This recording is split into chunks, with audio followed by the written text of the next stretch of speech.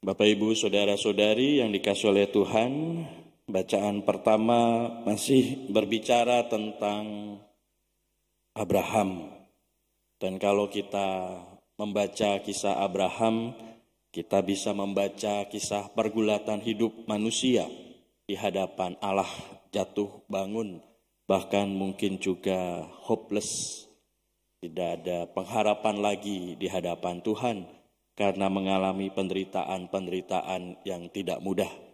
Demikian juga Abraham berkali-kali jatuh di hadapan Allah, bahkan juga sudah pasrah, sudah hopeless akan janji yang telah Tuhan berikan kepadanya bahwa ia akan punya banyak anak.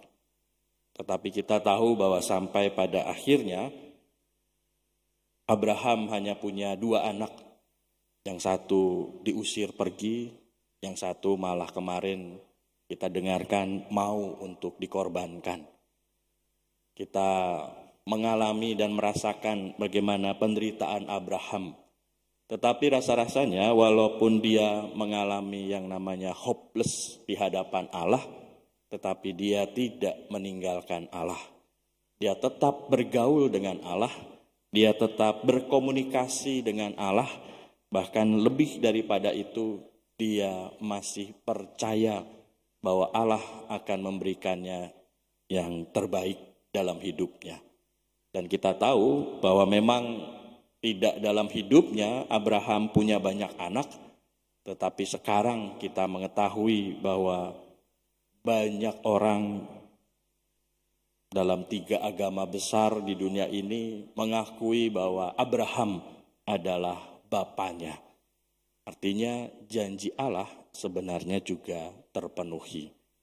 Maka Bapak, Ibu, Saudara-saudari yang dikasihi oleh Tuhan, dalam keadaan pandemi saat ini kita mungkin mengalami kedukaan karena kehilangan orang yang kita sayangi. Kita mungkin bingung, galau karena keluarga kita sedang menderita karena COVID ini. Atau mungkin kita sendiri sedang merasa menderita karena sedang mengalami sakit COVID ini. Tetapi Bapak, Ibu, Saudara-saudari yang dikasihi oleh Tuhan, bersama dengan Abraham percayalah bahwa tidak ada yang mustahil, tidak ada yang sia-sia, bahwa janji Allah itu pasti akan terpenuhi. Asal apa? Asal kita mau datang kepadanya. Sama seperti bait pengantar Injil tadi, datanglah padaku kalian yang letih dan berbeban berat, maka aku akan membuat kalian lega. Maka supaya kita lega, supaya beban kita menjadi ringan, supaya letih kita itu menjadi hilang, syaratnya cuma satu, yaitu datanglah kepadaku.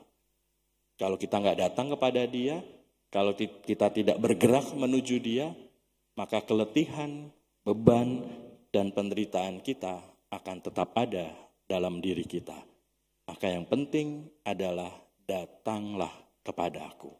Maka mari kita mohonkan rahmat dan berkat dari Tuhan, agar kita mampu datang kepada Tuhan dan membiarkan Tuhan berkarya dalam hidup kita, sehingga kita mengalami kesembuhan, kita mengalami kepulihan kembali, dan kita bisa melanjutkan hidup kita dengan penuh kegembiraan dan sukacita. Kemuliaan pada Bapa dan Putra dan Roh Kudus, seperti pada permulaan, sekarang, selalu, dan sepanjang segala abad. Amin. Bersyukurlah kepada Tuhan, sebab Ia baik. Kita lanjutkan ibadah kita dengan persiapan persembahan.